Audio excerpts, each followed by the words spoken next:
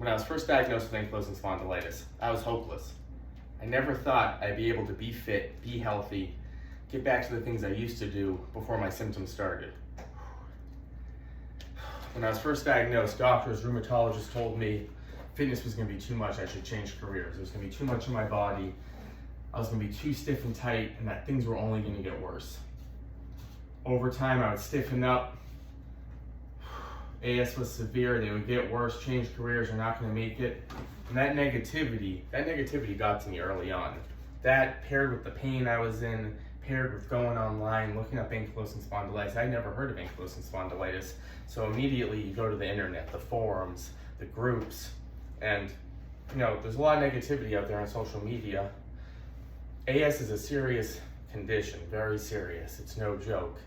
But the negativity early on, I was in too tough a place to read all of that, to hear that from doctors, to hear that from rheumatologists, that things were just going to get worse. I had to find hope. I needed hope. I was desperate to feel better. So when I started to try different ways to exercise, to move, fitness classes, yoga classes, it was too much for me, right? I was in too much pain. I was too stiff and tight. I was dealing with sciatica. I was dealing with tightness in the mid-back, painkillers for my neck, couldn't sleep. Nothing seemed to be going right. I was dealing with a shoulder injury at the time too, so everything was hitting me at once. So with my background in personal training, I said, let's take a step back here, right? We've got to take a big step back. We got to find the ground floor of movement. I was desperate to feel better. And the number one things that were really causing me the most pain was the sciatica, the mid-back tightness, the neck tightness. I was so stiff and tight. So I thought I need to find modified ways to move.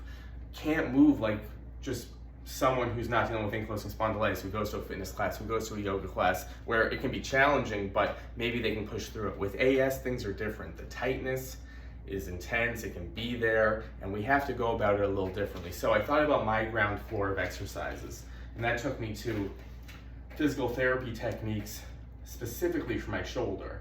I had to loosen up in the upper body. So physical therapy techniques, band pull-aparts, one of my go-tos, and I thought, what can I build on consistently that's not going to cause me more pain?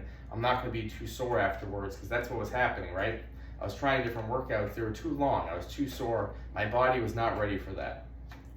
So I started at the beginning, band pull-aparts, hamstring mobility with the strength component. My hamstrings were incredibly tight, and I would always just try to force a stretch. That's why yoga in the beginning was so difficult for me, because everyone was holding stretches, and for me, that was too much. It was pulling on the sciatica, it was pulling on the hip, right? So modified stretches, controlled, gentle stretch, relax. So I started to learn to relax my body when stretching, reducing the range of motion to start, and I realized the blood flow, the circulation, the joint movement with a little bit of strength training was going to be my foundation. Wall slides, a physical therapy technique, break up all that tension in the back. I'm not pressing in incredibly hard to start, I'm relaxed, focused on driving back tension a little bit, breaking up all that tension in the mid and upper back. Abs are tight here, really bulletproof the abs, squeeze that low back into the wall. So modified movements that fit me, this is gonna be different for everyone. Modified yoga stretches, the downward dog on the floor was too much.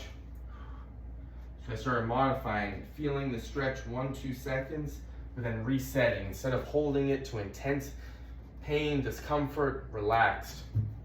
And this may not seem like a lot, right?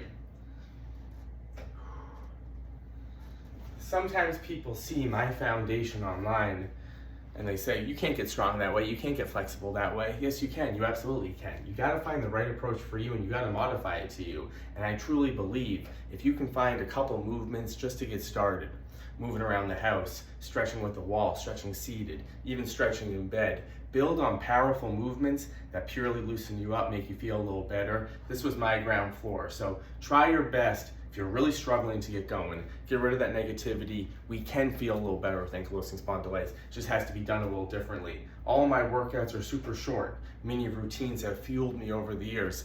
I use dumbbells, I strength train a lot, but this is my foundation. What can I do daily to stay active, to stay moving? Because we need the daily movement.